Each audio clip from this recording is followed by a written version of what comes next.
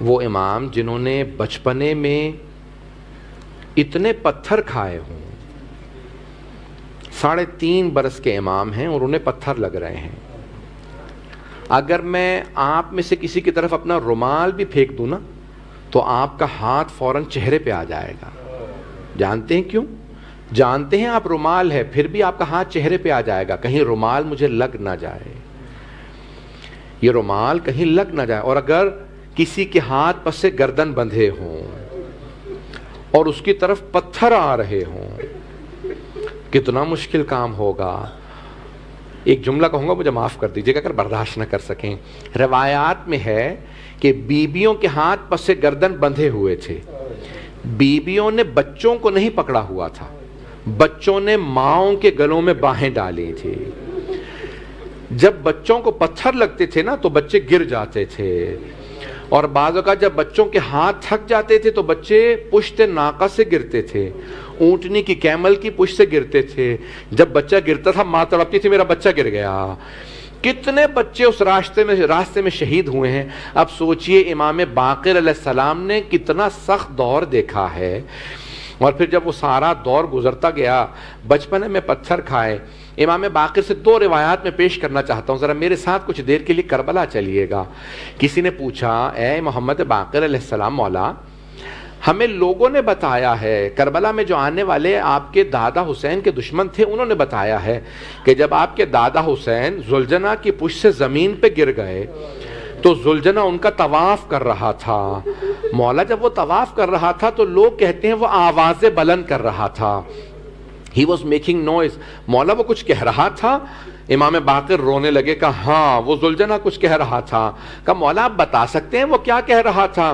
کہا وہ بار بار کہتا تھا الظلیمۃ الظلیمہ، وائے ہو اس امت پہ، انہوں نے اپنے ہی نبی کے نواسے کو مار دیا، انہوں نے اپنے نبی کے نواسے کو مار دیا. امام اور روئے. کہا کہ مولا اور کیا کہہ رہا تھا؟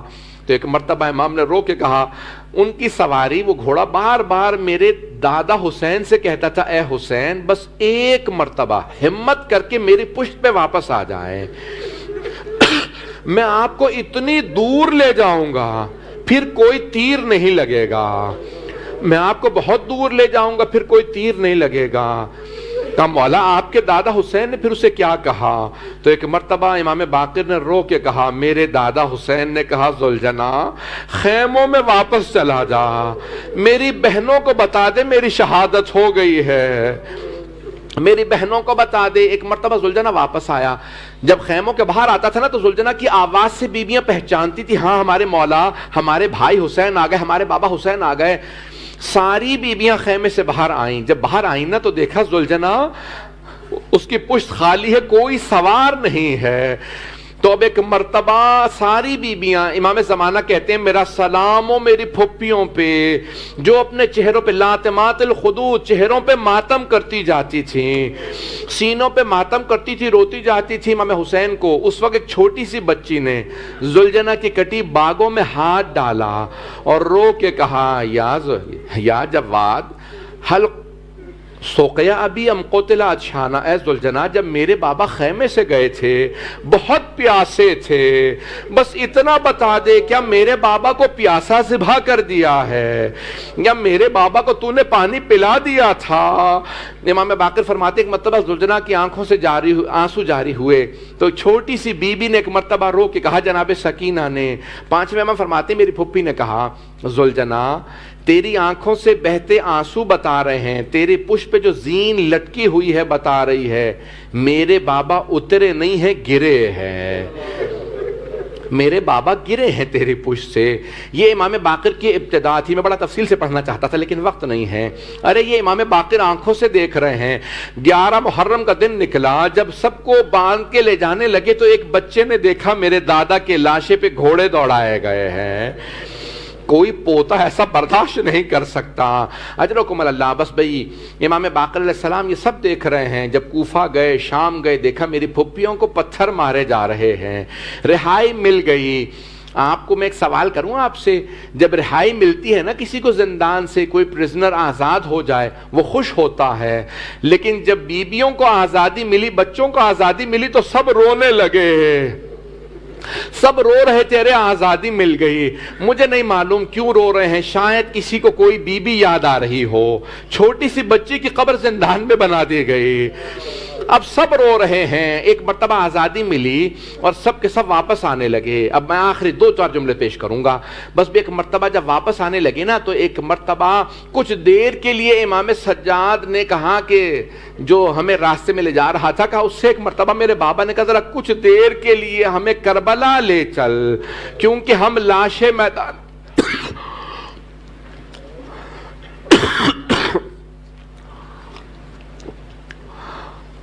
ہم لاشیں چھوڑ کے آئے تھے، ہم نے قبریں نہیں دیکھی۔